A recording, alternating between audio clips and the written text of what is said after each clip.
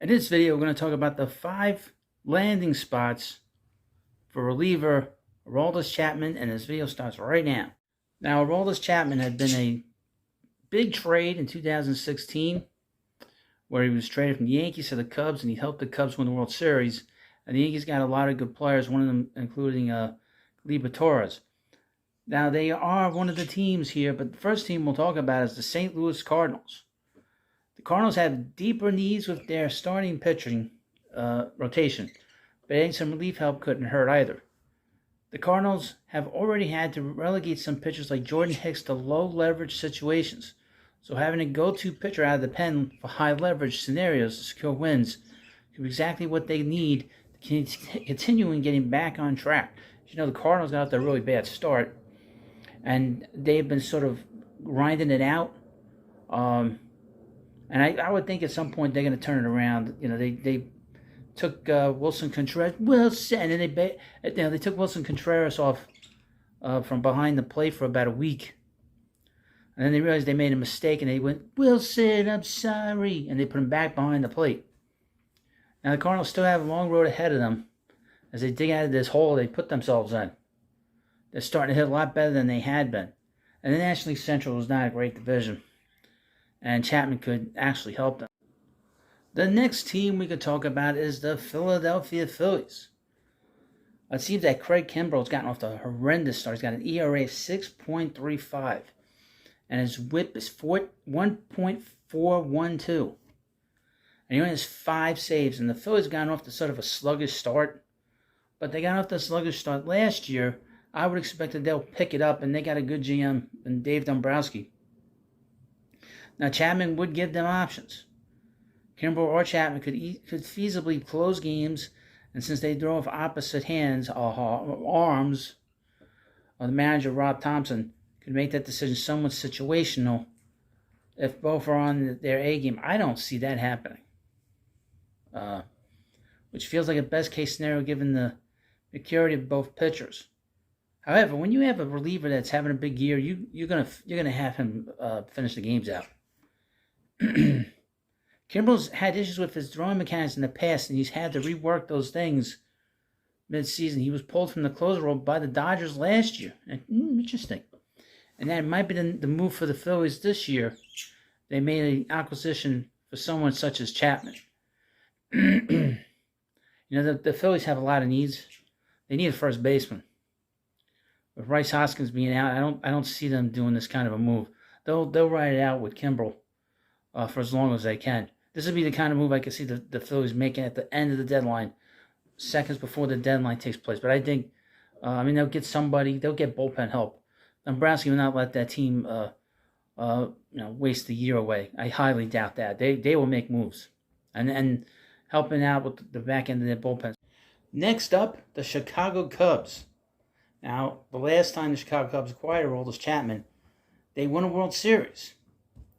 Chapman makes sense with the Cubs because it would be an easy reunion, and the Cubs have every need to shore up their latter innings of their pitching performances. The starters, Marcus Stroman, Justin Steele, and Drew Smyly, have been more than adequate, but the Cubs need relief help. Chicago has a 1.31 WHIP among relief pitchers. It's not very good. But the Cubs do not have a good record right now. So I don't know. I really don't see this move being something that is feasible. I just don't see it, quite frankly. But you let me know in the comments section. Next up, the San Diego Padres. Looking purely at the current state of relief pitchers in the Padres system, San Diego probably doesn't need Aroldis Chapman. That said, they had an interest in him along with the Royals. I would mention that the Royals signed him to a 1-year deal, and they're going to bring in some good young players when they decide to trade him. The Padres have the 8th best WHIP among relievers, but are middle of the road in most others. Chapman addition certainly wouldn't hurt. The Padres have the 3rd highest payroll in the MLB, in Major League Baseball, and either when you spend that big is simple win. Any moves that get them closer to that are necessary. The pressure is on the Padres, 3rd in the National League West at 21-26. 8 games back from the Dodgers in first place.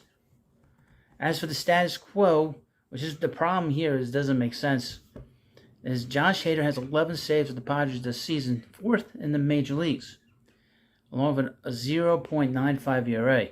Chapman might have to take a back seat to the closer role and come in as a high leverage reliever in the 6th. I don't think that's happening.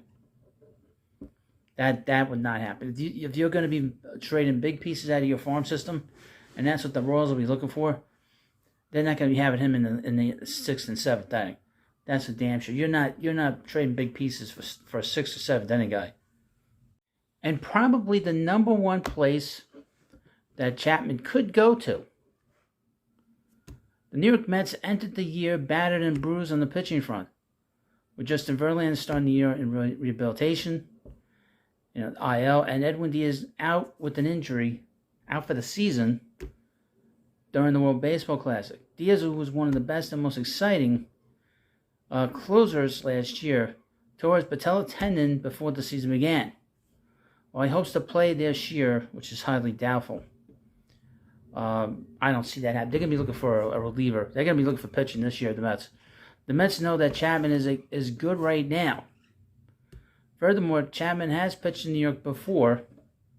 Well, the Mets perhaps don't get... Now, I would mention there were rumors that the Mets had called the Royals for Chapman. This was prior to the season starting. So they were interested in him. While the Mets perhaps don't get the same scrutiny as the Yankees do across town, the experience in the city, the pressure, the big market media is something worth to remember. Keep in mind, Chapman's preference has been to stay on the East Coast. And I would mention that Dave Robinson, they signed to be the 8th inning guy, he's been pretty good. Adam Ottavino's up and down. You have to be very careful with him. The bullpen's they've been pretty good, but the innings, the fact that the starters have not been good, has really put a strain on the Mets bullpen. That is for certain. Now, you let me know what you think about this video. Where do you think, right now, the end of May, where do you think Aroldis Chapman is going to go? You leave the comments in the comment section. Please subscribe to Baseball Hut 2.